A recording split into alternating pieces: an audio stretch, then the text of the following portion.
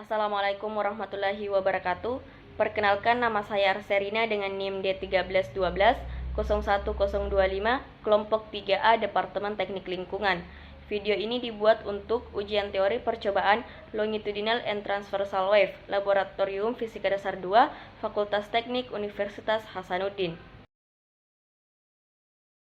Sebelum kita masuk ke materi longitudinal and transversal wave, yang pertama kita harus mengetahui apa sih itu gelombang. Gelombang merupakan suatu getaran yang merambat pada satu medium yang membawa energi dari satu tempat ke tempat yang lainnya. Pada gelombang, yang merambat adalah gelombangnya, bukan zat perantaranya. Gelombang juga didefinisikan sebagai getaran yang merambat melalui medium yang berupa zat padat, cair, dan gas. Bentuk ideal dari suatu gelombang akan mengikuti gerak sinusoid atau gelombang sinus yang berbentuk osilasi halus berulang. Nah, gelombang berdasarkan arah getarannya itu ada dua. Yang pertama, gelombang longitudinal, dan yang kedua, gelombang transversal.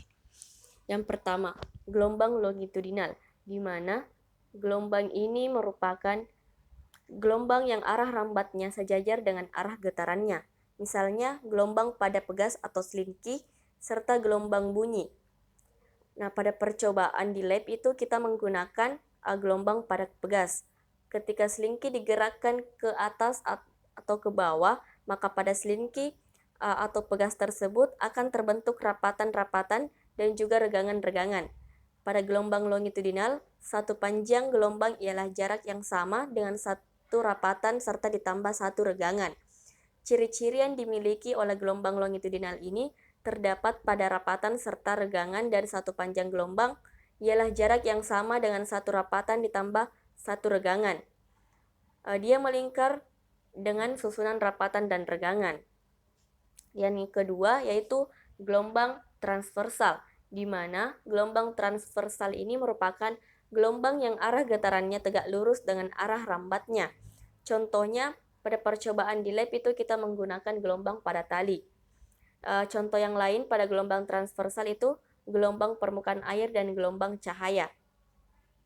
Untuk melihat arah getar dari gelombang transversal dapat digunakan menggunakan tali dengan cara salah satu ujung tali diikat, sedangkan ujung yang lainnya dibiarkan bebas.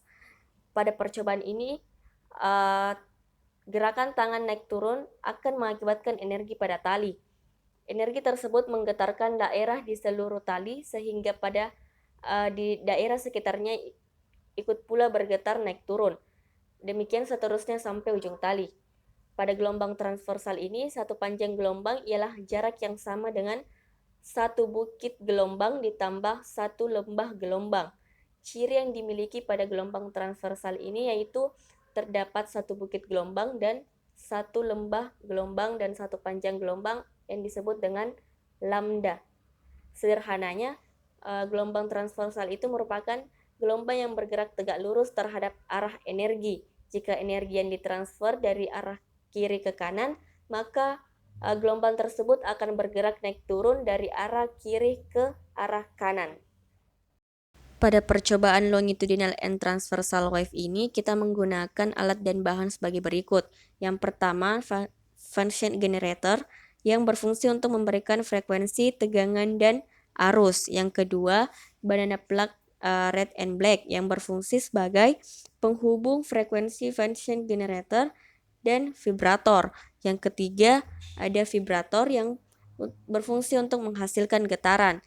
Selanjutnya ada meteran yang berfungsi untuk mengukur panjang tali.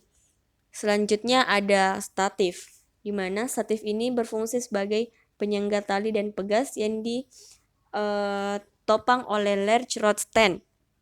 Kemudian ada massa yang digunakan sebagai penggantung dan pemberi beban. Kemudian ada tali dan pegas yang berfungsi sebagai bahan percobaan, di mana tali ini sebagai objek percobaan pada gelombang transversal, sedangkan pegas yang berfungsi sebagai objek percobaan pada gelombang longitudinal. Selanjutnya, ada karakter fisik yang menjadi ciri-ciri dari suatu gelombang. Yang pertama ada panjang gelombang, di mana panjang gelombang ini merupakan jarak yang harus ditempuh suatu gelombang di dalam satu periode. Panjang gelombang dilambangkan dengan simbol lambda. Kemudian yang kedua ada frekuensi yang berarti banyaknya getaran gelombang yang terjadi. Frekuensi ini dilambangkan dengan huruf F.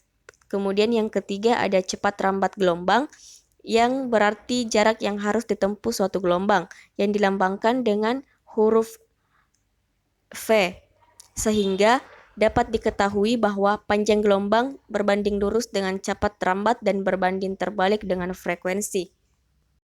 Selain tali yang digunakan sebagai contoh dari gelombang transversal, di sini contoh yang lain yaitu gelombang yang dibuat pada membran drum, di mana gelombang transversal yang terjadi dapat kita ketahui dari kejadian gelombang yang merambat ke arah yang sejajar dengan bidang membran, tetapi membran tersebut akan dipindahkan ke atas dan ke bawah dengan tegak lurus terhadap bidang. Sedangkan contoh pada gelombang longitudinal yaitu berbicara di depan mikrofon, di mana gelombang suara adalah contoh signifikan dari gelombang longitudinal. Ketika pembicara mengucapkan beberapa kata di depan mikrofon, dia mengudara ribuan kali per detik pada frekuensi yang berbeda. Partikel suara bergerak bersama dengan partikel udara dan masuk ke mikrofon untuk menghasilkan suatu suara. Dan yang terakhir yaitu kesimpulan dari suatu percobaan longitudinal and transversal wave, yaitu perbedaan antara gelombang transversal and longitudinal yaitu mulai dari perbedaan jenis arah rambatannya, perbedaan bentuk gelombangnya, hingga penerapan gelombang ini dalam kehidupan sehari-hari. Sekian video saya, kurang lebihnya mohon dimaafkan, semoga bermanfaat. Wassalamualaikum warahmatullahi wabarakatuh.